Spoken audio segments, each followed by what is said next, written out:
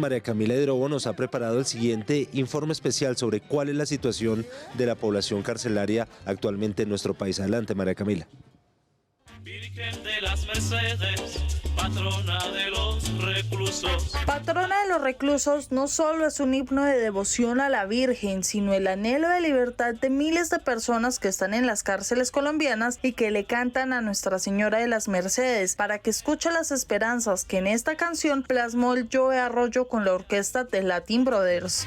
Si bien en el sistema penitenciario fue declarado el estado de cosas inconstitucional por la violación masiva de los derechos humanos de los privados de la libertad, también se viene trabajando en esas vulneraciones, especialmente en el hacinamiento, que hoy ha disminuido, como el director general del IMPEC, el coronel Daniel Gutiérrez, destacó. Casi 200.000 personas privadas de libertad, donde el hacinamiento muy alto se ve en las estaciones de policía en las URIs, con más de 180% de hacinamiento, alrededor de 22.000 personas, y cuando vamos al IMPEC como tal, bajo la responsabilidad de las cárceles del país, tenemos un promedio del 24.5%, es decir, 102.000 personas privadas de libertad para una capacidad de 82.000 cupos a nivel nacional. Entonces, en el IMPEC está promediado, pero afuera sí hay un gran hacinamiento. De hecho, para Óscar Roballo, presidente de la Unión de Trabajadores Penitenciarios, sí se ve una mejora en el sistema carcelario. Incluso lo calificó como más humanitario y se ha logrado una disminución del hacinamiento en un 19%, aparte de contar con más guardia penitenciaria y evitar irregularidades con la USPEC. Esta entidad ha malversado fondos por más de 300.000 millones de pesos según los informes de la Contraloría y se ve y son un actor interesante o muy grande, muy importante en la grave crisis carcelaria que se ha vivido en Colombia, debido a que todos esos recursos eran necesarios para mejorar la rehabilitación de las personas privadas de la libertad, para mejorar la infraestructura y la seguridad en las cárceles. Y es que las irregularidades con la USPEC también han sido detectadas por el contralor encargado Carlos Mario Zuluaga, quien en las últimas horas lanzó una alerta sobre esta entidad. Donde se sigue registrando retrasos en las obras, hacinamiento, problemas con los servicios de alimentación, y hoy queremos también hacer el llamado para que desde aquí, desde Cartagena, la USPEC pueda tomar medidas. Y aunque en las cárceles se han dado irregularidades como el ingreso de elementos prohibidos, corrupción y extorsiones, entre otros, el IMPEC ha venido realizando distintos operativos y estrategias para evitar que sucedan estos hechos, como explicó el coronel Gutiérrez. Poder identificar 30 dinamizadores de la extorsión, de los cuales se han trasladado, se han aislado, se han hecho operativos constantes durante los últimos 2 meses, y seguramente estamos esperando las cifras del Ministerio de Defensa, donde al parecer se ha disminuido o se ha contenido este delito en el país. Y si bien es cierto que no han faltado escándalos, el IMPEC le sigue apostando a la resocialización y junto al Ministerio de Justicia ofrecen programas para los privados de la libertad que les den las herramientas para cambiar sus vidas una vez retornen a la libertad. Ha liderado unas estrategias y unas actividades importantísimas en varios ejes: cultura para la libertad, la ruta al emprendimiento, la ley de utilidad pública. Entonces estamos avanzando en términos de humanización, es decir, generando mejores condiciones para toda la población plena libertad, pero también sin dejar a un lado a nuestros funcionarios, que también estamos trabajando en cómo mejoramos las condiciones dignas laborales para que puedan cumplir un efectivo servicio esencial del Estado. Además de estas estrategias, el futuro de las cárceles podría cambiar radicalmente, pues según el plan de intervención inmediata para el sistema penitenciario y carcelario, se busca que en 6 meses mejore la calidad de vida en todos los penales y así superar el estado de cosas inconstitucional que declaró la Corte Constitucional en 1998. Pero además se contaría con el proyecto de ley de humanización del sistema carcelario y más de 5.000 madres cabeza de familia saldrían de prisión para estar nuevamente con sus familias. Señal de la mañana, conectados con Colombia. Virgen de las Mercedes, patrona de los reclusos, dame si puedes. 7 de la mañana, 11 minutos, y a propósito de esta conmemoración el próximo 24 de septiembre, pues nos acompaña aquí en la mesa de trabajo de Señal de la Mañana Daniel Echeverry. Él es defensor de la población carcelaria y vocero además de la Fundación Comité de Solidaridad con los Presos Políticos. Daniel, buenos días y gracias por acompañarnos aquí en Señal de la Mañana. Hola, buenos días. Bueno, Daniel, hablemos un poco de ese panorama de la población carcelaria hoy en nuestro país. ¿Cuántas personas pueden estar privadas de la libertad? Pues aproximadamente 200.000 personas tienen alguna restricción a su libertad. De esas hay entre 20 y 25.000 personas que están en centros de detención transitoria en condiciones muy graves, mucho más graves que en los establecimientos de reclusión de orden nacional, donde aproximadamente hay 120.000, 125.000 personas privadas de la libertad. Y el resto están en centros distritales que tienen un carácter territorial y que normalmente son personas indicadas. Justamente hablemos de la situación. Usted dice, en muchas ocasiones es grave. Hemos visto casos de hacinamiento con cifras impresionantes. Usted que conoce de cerca el tema, ¿cómo le puede narrar esa situación a nuestros oyentes y televidentes? Bueno, todo empezó en pandemia. En pandemia las cárceles estaban en una situación de salud de alto riesgo por el nivel de salubridad, por el nivel de hacinamiento y por la emergencia sanitaria en la que se encontraba el país. Y esto hizo que el gobierno tomara unas decisiones que, en el sentir de gran parte de la sociedad civil, fueron equivocadas, porque no buscaban atacar el problema de fondo, sino que buscaban trasladar el hacinamiento a otros lugares. En estos casos se escogió las estaciones de policía y las unidades de reacción inmediata para trasladar el hacinamiento. Y estos son espacios que no están diseñados para albergar a las personas de forma prolongada, sino en un máximo de 32 horas, por lo menos eso es lo que dice la norma. Pero hoy en día encontramos que hay miles de personas que llevan más de un año recluidas en estos espacios y la verdad es que la situación se sigue agravando. Se sigue agravando porque nosotros hemos venido contando el nivel de hacinamiento cada 4 meses en estos lugares a partir de información que nos pasa la Policía Nacional. Y hemos encontrado que el número de centros de detención transitorio con más del 1000% de ocupación ha aumentado. Entonces, por ejemplo, para noviembre eran 97 lugares con más del 1000% de ocupación y para abril eran más de 120 lugares con más del 1000% de ocupación. Entonces, ese nivel de hacinamiento nunca se ha visto en los establecimientos de reclusión de orden nacional y ahora en los centros de detención transitorio que no tienen lugares de sanidad, que es mucho más difícil entregar la alimentación. Por ejemplo, en la información que nos entregaba la policía, para abril nos decían que habían más o menos 3.000 personas que dependían directamente de sus familiares para poder acceder a los alimentos esos días, porque la USPEC no tenía posibilidades de entregar los alimentos en lugares remotos, solamente como en ciudades principales. Esas personas no pueden salir como a actividades, salir al sol, muchas veces están en lugares que no tienen ventilación.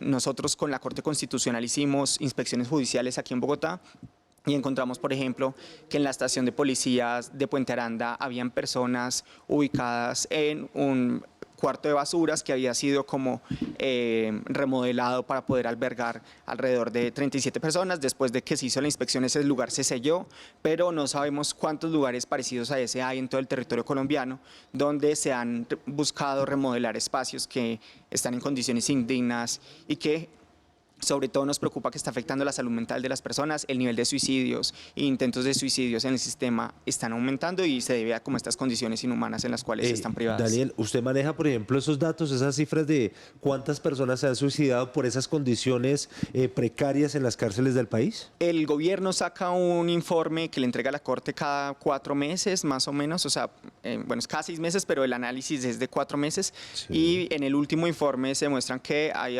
4 suicidios consumados y aproximadamente 16 intentos de suicidio en establecimientos de reclusión de orden nacional.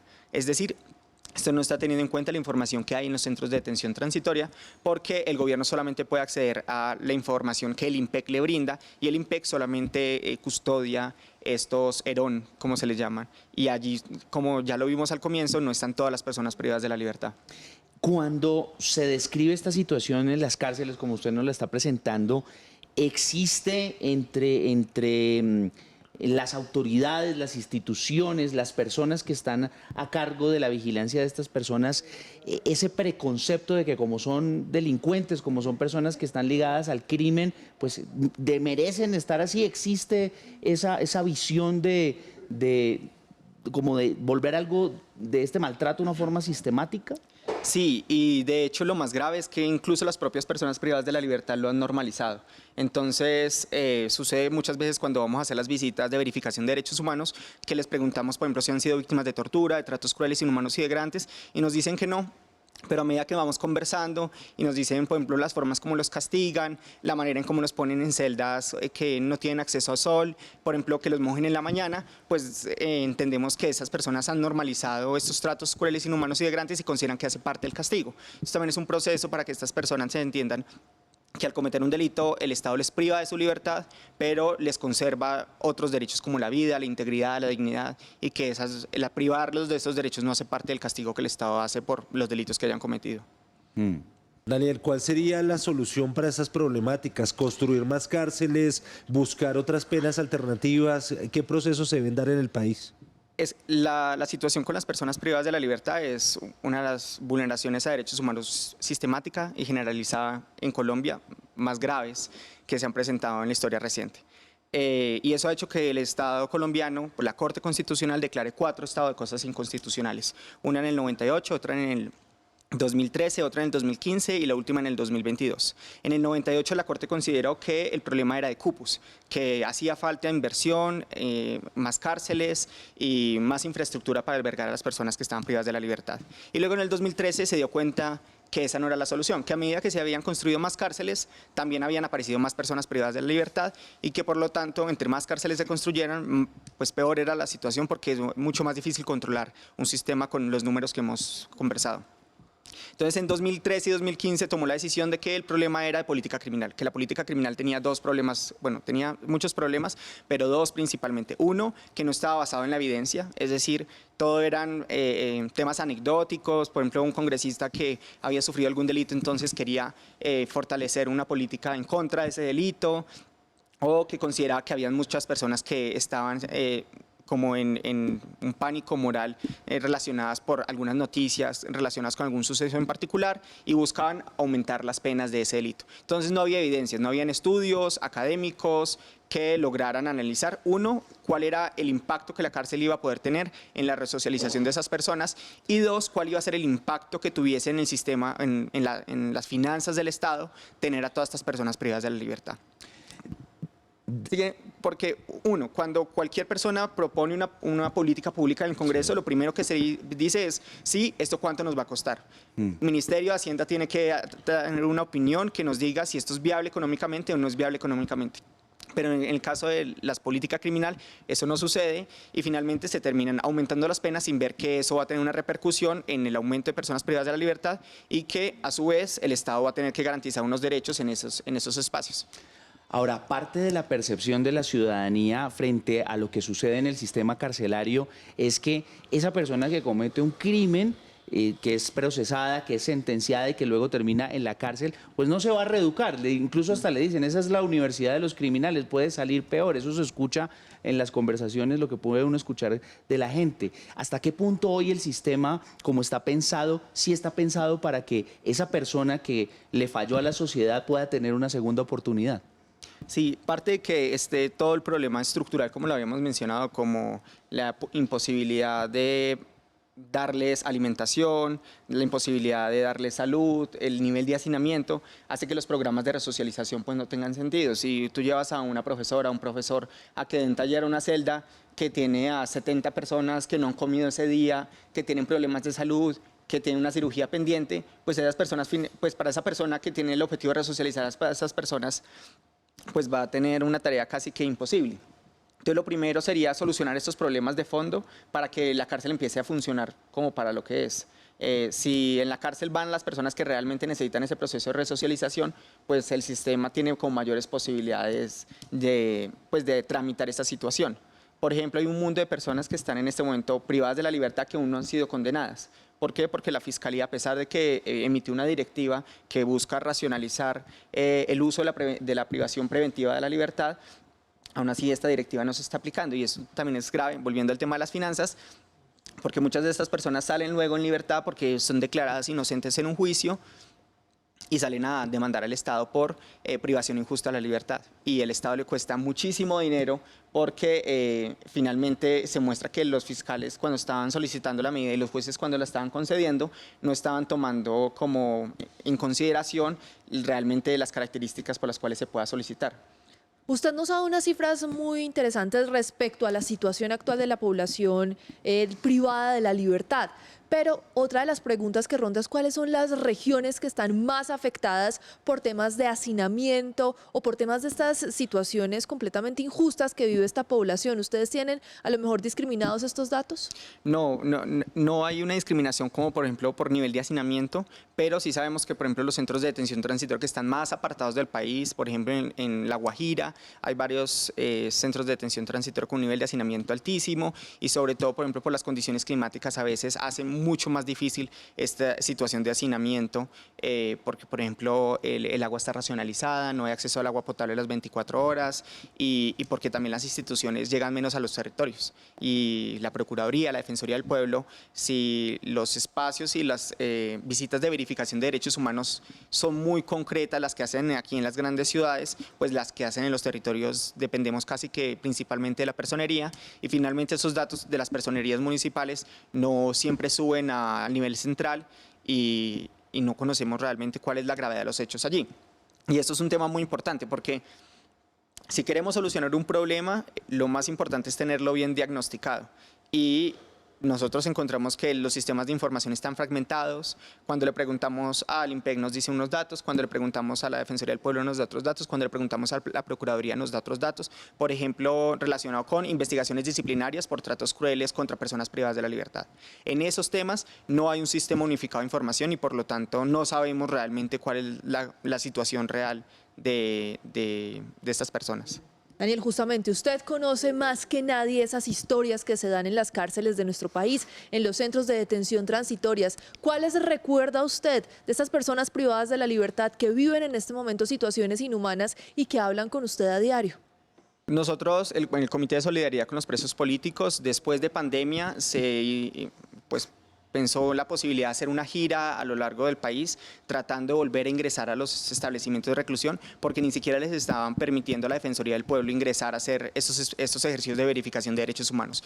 Y en esos ejercicios encontramos historias muy difíciles. Cuando visitamos la Modelo, después de lo sucedido en el marco de la pandemia, pues los hechos que narraron de esa noche y que todavía están en proceso de investigación y en los cuales el Estado no ha avanzado mucho para esclarecer qué fue lo que sucedió en el marco de esa masacre, o por ejemplo las dificultades que tuvieron porque no fue solamente la Modelo, sino en alrededor de 26 centros carcelarios en todo el país que cuando tuvieron temor por su vida decidieron protestar y la respuesta a esa protesta fue el uso indiscriminado y excesivo de la fuerza por parte del IMPEC y de otras autoridades que participaron en retomar o buscar establecer el orden. Y es preocupante cuando el orden se pone por encima de la vida y la dignidad de las personas. Pues Daniel, le agradecemos por habernos acompañado esta mañana aquí en Señal de la Mañana y por esa tarea también que usted hace por las personas privadas de la libertad. Gracias.